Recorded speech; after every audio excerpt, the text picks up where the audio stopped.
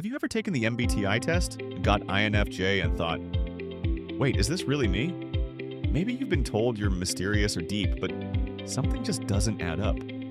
Well, today we're going to break down the telltale signs that you're not actually an INFJ, even if you think you are. 1. You make decisions based on what's logical, not what feels right. INFJs lead with introverted intuition, but their co-pilot is extroverted feeling. This means their decisions are often guided by emotional harmony, empathy, and what aligns with shared human values.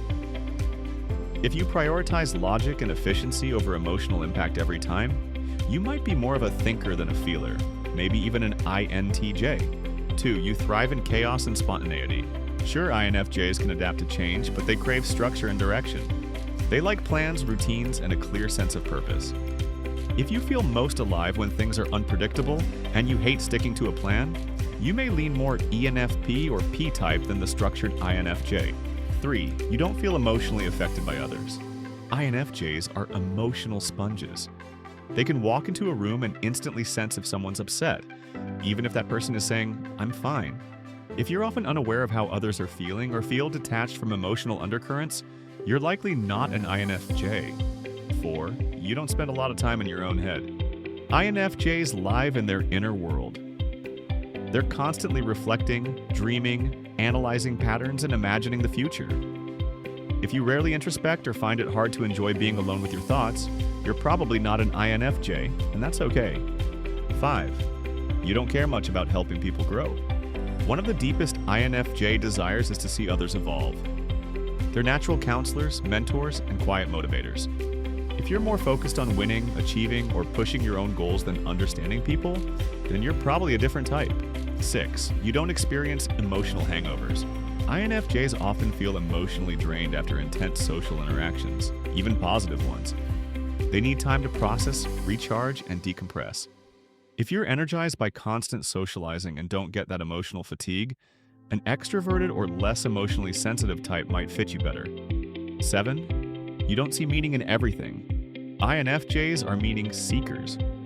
They look at a random conversation or dream and wonder, what does this really mean? If you're more of a what you see is what you get kind of thinker, you're likely sensing or thinking dominant, not the pattern-chasing INFJ. 8. You prefer surface-level friendships. INFJs don't do small talk well. They crave deep, soul-level connections. If you're totally okay with casual friendships and avoid deep emotional bonding, you're probably not an INFJ. 9. You don't feel like an outsider. INFJs often feel like they don't quite belong anywhere. Even in a group, they may feel invisible, misunderstood, or different. If you've always felt like you fit in just fine and never questioned your sense of belonging, you're probably a different type altogether. 10. You're totally sure you're an INFJ. Here's the paradox. Most real INFJs doubt they're INFJs. They read descriptions and think, yes, but also no. They second-guess themselves because their inner complexity makes them hard to pin down, even to themselves. If you're 100% confident and never question your MBTI result, that alone might be a red flag. So, did any of these hit home? Remember, being an INFJ isn't better or worse than any other type. It's just different. And mistyping is very common. The goal isn't to wear a label, it's to understand yourself better. Drop a comment if you've ever questioned your MBTI type, or if this made you rethink your INFJ result. If you found this helpful, give it a like and subscribe for more personality deep dives. Until next time, stay true to who you really are.